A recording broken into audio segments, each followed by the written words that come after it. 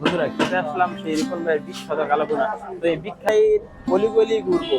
এর ভিতরে রাজশাহীর সবচেয়ে বিখ্যাত খাবারটা হচ্ছে কালাভুনা।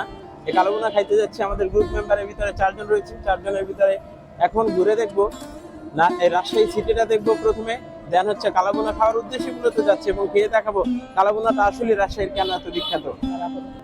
বন্ধুরা দেখেন এখানে ফ্লাইওভারের কাজ চলছে এবং রাজশাহী শহরটা খুবই সুন্দর। এর ভিতরে আরেকটা সৌন্দর্য বাড়ানোর জন্য যেন আবার নতুন ভাবে সৃষ্টি করছে এখানে রাজশাহী শহরের একটা মোড়ে ফ্লাইওভার। অর্থাৎ আমরা যেভাবে দেখেছিলাম পঞ্চবটি নারায়ণগঞ্জ পঞ্চবটি ফ্লাইওভার, ঠিক এর থেকে একটু কম, বেশি জায়গা নেন এরকম একটা ফ্লাইওভার সৃষ্টি করছে। এবং সব সময় যে বিভিন্ন ভিডিওতে বা বিভিন্ন জায়গায় আমরা দেখে থাকি নাটক সিনেমায়, এই যে রাজশাহী সেই গল্প সেই শহর, রাজশাহী শহরের রাস্তাগুলো জাস্ট দেখেন, একটা চমৎকার রাস্তা এবং যে ফুল গাছ রাস্তার, মানে কি বলবো, এইখানে মেয়র যে কাজ করছে মানে অবিশ্বাস্য কাজ। মানে সাধারণত বাংলাদেশের যে কয় জায়গায় আমি ঘুরছি এর ভিতরে তো এইখানে খুবই মানে মন কাড়ার মতো নয়, নান্দনিক ডিজাইন যেটা বলে। আমি বাংলাদেশের মধ্যে ম্যাক্সিমাম জায়গা ঘুরছি, আপনারা যারা আমার ভিডিও দেখেন তারা জানেন বাংলাদেশের মধ্যে ম্যাক্সিমাম জায়গা ঘুরে ফেলছি, কিন্তু এই রকমের কাজ খুব কম দেখেছি। তো বন্ধুরা আপনি জানাতে পারেন আপনারা কোথাও গেলে এরকমের কাজ দেখেছেন কিনা, বা বাংলাদেশের কোনো মেয়র কোনো স্থানে এত সুন্দরভাবে কাজ করেছে কিনা জানাতে পারেন কমেন্ট বক্সে। আজ আমরা ঘুরতে এসেছি বাংলাদেশের অন্যতম সুন্দর পরিচ্ছন্ন ও শান্ত শহর রাজশাহী। রাজশাহী শুধু আমের জন্য বিখ্যাত নয়, সুন্দর পদ্মা নদীর পার, ঐতিহাসিক স্থান, সুস্বাদু খাবার এবং শান্ত পরিবেশও সবার মন জয় করে। তাই আজকে পুরো ব্লগই আমার সঙ্গে থাকুন। এখন আমরা রাজশাহী শহরের প্রবেশমুখে রয়েছি।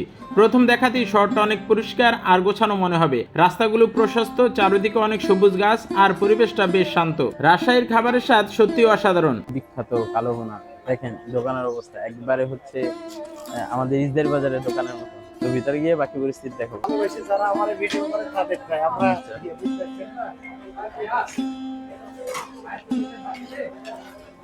বন্ধুরা খেতে আসলাম সেই রিপন ভাইয়ের বিখ্যাত কালাভুনা।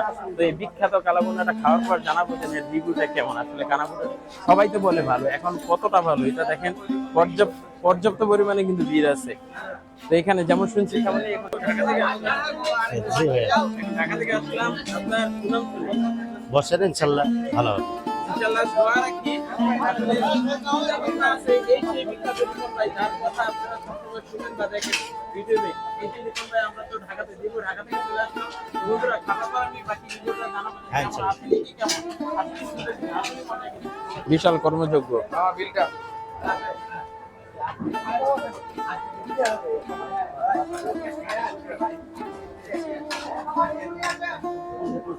বন্ধুরা লালভুনা কালাভুনা কিন্তু সবই পাওয়া যায়, আপনারা আসলে অবশ্যই কিন্তু মিস করবেন না, অবশ্যই টেস্ট করবেন।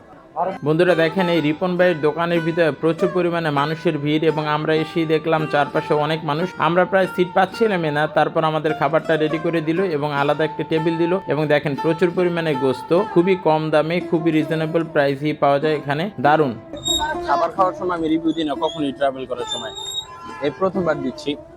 যেই রাজশাহীর বিখ্যাত রিপন ভাইয়ের কালাভুনার কথা নাম শুনেছিলাম, এই কালাভুনা এখন খাচ্ছি। দেখেন যেরকম নাম শুনছি আসলে ওইরকমই, আমি তো ফ্লেভারটা ভালো পাচ্ছি, কিন্তু আমার সাথী বন্ধুরা যারা আছে তারা কেমন ফ্লেভারটা পাচ্ছে একটু তাদের কাছে জিজ্ঞেস করে দেখি। রাজশাহীতে আমরা আসলাম, এই কালাভুনাটার নাম কেমন শুনছেন? হ্যাঁ এরকম পাইছি, আর এটা যদি না খাইতাম রাজশাহীতে আসাই বৃথা যেত। কোথা থেকে আসছেন? আমরা নারায়ণগঞ্জ থেকে আসছি। নারায়ণগঞ্জ থেকে প্রায় 350 কিলোর উপরে। এত দূর থেকে এসে আসলে আপনার পারফেক্ট চয়েসটা যেটা চাইছিলেন এটা পাইছেন? হ্যাঁ ওইটাই পাইছি। বুঝলেন রিভিউটা? খাওয়া দাওয়া আচ্ছা, আপনি তো দিল নারায়ণগঞ্জ শহর থেকে আসছেন, তাহলে যেমন নাম শুনছেন ওরকম পাইছেন কি? আলহামদুলিল্লাহ, খাবারটা অত্যন্ত সুস্বাদু এবং খাবারের মান কোয়ালিটি সব আলহামদুলিল্লাহ খুব ভালো। এখন পর্যন্ত তো টেস্ট করলাম, যথেষ্ট পরিমাণ ভালোই পাইলাম। হ্যাঁ হ্যাঁ অবশ্যই। এই জন্যই হয়তো বাংলাদেশের বিভিন্ন প্রান্ত থেকে বিভিন্ন মানুষ আসে। এবং সবচেয়ে বড় কথা হচ্ছে ওনাদের ব্যবহার এবং কথাবার্তা আচরণ একদম স্বাভাবিক। এবং কোনো যেমন রেস্টুরেন্টে গেলে বা কোনো হোটেলে গেলে যেমন একটা ভাবভঙ্গিমা নিয়ে কথা বলে, এই ধরনের কোনো আচার আচরণ আমরা পাইলাম না। স্বাভাবিক, একদম স্বাভাবিক। তাদের আচার আচরণ একদম গ্রাম্য মানুষ যেমন থাকে, সব খুব সুন্দর রিসিভ করতে জানে তারা। এটার জন্য তাদেরকে ধন্যবাদ। জি আপনাদের এখানে আসলাম। জি বাবা। তো রিপন ভাই আপনি কি হয়? রিপন ভাইয়ের আমি আব্বা। আব্বা, মাশাআল্লাহ। তাহলে এই দায়িত্ব তো রিপন ভাইয়ের আগে কি আপনি নিছিলেন নাকি আপনি চালাইছেন? অবশ্যই আমি তো ছিলাম, তারপর পর্যায়ক্রমে আমার ছেলেরা লেখাপড়া করে পারেনি, গরিব মানুষ হিসাবে সেক্ষেত্রে রিপন মাদ্রাসাতে দিয়েছিলাম। যখন দেখলাম আল্লাহ ছেলে পেলে বড় হতে লাগলো, ব্যবসার আমার চাপ বেড়ে যেত। আমি বলছি, বাপ ওদিকে আর যাস না, এদিকেই থাক। ওই মেলো ছেলে এই এই ক্লাস 8 পর্যন্ত পড়েছে, হাই স্কুলে গেছে। তারপর ব্যবসা চাপে দেখি 4-5টা লেগে গেলাম। এই চলে আসছি মোটামুটি 86 সাল থেকে ব্যবসা করে আমি 85 আর আপনি দায়িত্ব পালন করেন কি শুধু এই কাটাকাটির দায়িত্ব? না, এটা কাটাকুটা লোক কম তো, এই জন্য লোকের সমস্যা। মানে ছুটি শুক্রবারে অনেক কর্মচারী ছুটি থাকে। আচ্ছা, আপনার কয়জন স্টাফ আছে এখানে? স্টাফ আমার 40-এর উপর আছে। মাশাআল্লাহ, 40 উপরে। জি। এখন আজকে তো শুক্রবার, তো যথেষ্ট ভিড় দেখছি। এখন কি ভিড় কি প্রতিদিনই মোটামুটি? হ্যাঁ, আল্লাহর রহমতে ঈদের আগে থেকে ভিড় ছিল, কিন্তু কুরবানির পরে সবার মানুষের বাড়িতে তো মাংস থাকে, সেক্ষেত্রে একটু কম বেচা কিনা এখন আল্লাহর দিলে। শুক্রবার হিসাবে আজ যথেষ্ট আল্লাহর লোক আছে। আচ্ছা, তাহলে আমার এই ভিডিওটা যারা দেখবে তাদের জন্য কি বক্তব্য থাকবে আপনার? ভিডিও যারা ইনশাল্লাহ দেখবে, আমি তাদের জন্য দোয়া করি, যে সর্বোচ্চ দোয়া করি তারা যেন সুস্থ থাকে। এখন তারা এত দূর থেকে বাংলাদেশের হ্যাঁ, বিভিন্ন জায়গা থেকে দেখবেন, তাদের আসতে বলবেন না? যে আসতে বলবো আসবেন, রাজশাহী 9টা রাজশাহী 9টা বললে চলে যাবে। রিপন হোটেল বললে ছিল, বিমানবন্দরের কাছ থেকে বললে চলে যাবে। আপনি রাজশাহীর বাইরে থেকে ট্রেনে আসলে, স্টেশনে আসলে রাজশাহী রেলগেট থেকে 9টা বলবেন, 9টা রাজশাহী 9টা বললে চলে যাবে। দেখতে কাকা, আপনাদের এখানে সবার সাথে খাবার দাবার খাইলাম, জি। আপনাদের সাথে গল্প করলাম, গল্প করে খাবার দাবার খেয়ে আমাদের ভালো লাগলো। হ্যাঁ, দেখ তো এখন আমরা আমার সন্ধ্যার মধ্যে আমরা ঢাকা ব্যাক করবো। জি বাবা, দোয়া করবেন ফিমান আল্লাহ ভালো রাখো, সুস্থভাবে কত। আপনাদের নাম তোমরা খাবার যদি ভালো হয়ে থাকে, জনগণের সুনাম করবে। খাবার খারাপ হলে তুমি বদনাম করবে, এটাই তো। এইটাই অবশ্যই ভালো হয়েছে, খারাপ হলে তার খাইয়ে বলতাম, ভালো করে বলতাম না, বদনাম বলতাম। আচ্ছা, ঠিক আছে বন্ধুরা, আচ্ছা। এখন পর্যন্ত আল্লাহ হাফেজ জানাচ্ছি। নামাজ।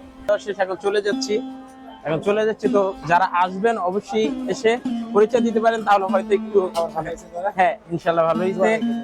ঠিক আছে, ইনশাল্লাহ আবার ইনশাল্লাহ আসবো। ঠিক আছে, আল্লাহ হাফেজ বন্ধুরা, আমরা চলে যাচ্ছি এখন। তো রিভিউটা তো দেখেন, আর বাকিটা লাগবো না। খাওয়ার পর আমরা এখন অটো ভাড়া নিয়ে চলে যাচ্ছি রাজশাহী বিশ্ববিদ্যালয় বা কলেজের ওখানে গিয়ে তারপর বাকি যেই জায়গাগুলো ভ্রমণ করার কথা, যেমন জাদুঘরটা, পদ্মার পাড়ে গিয়ে কিছু সময় পার করব, এগুলো সবই দেখবেন ভিডিওতে। এবং এই অটোটা ভাড়া নিলাম 160 টাকার বিনিময়ে, যদিও 150 টাকা বলছি, জানি না কয় টাকা দেয় এখন। আর এখানে তার ভাষ্য মতে পার পার্সন 45 টাকা করে ভাড়া। তবে আপনারা দামাদামি করে অবশ্যই নেবেন, দামাদামি করে নিলে আপনারা সুন্দরভাবে রাজশাহী শহরটা ভ্রমণ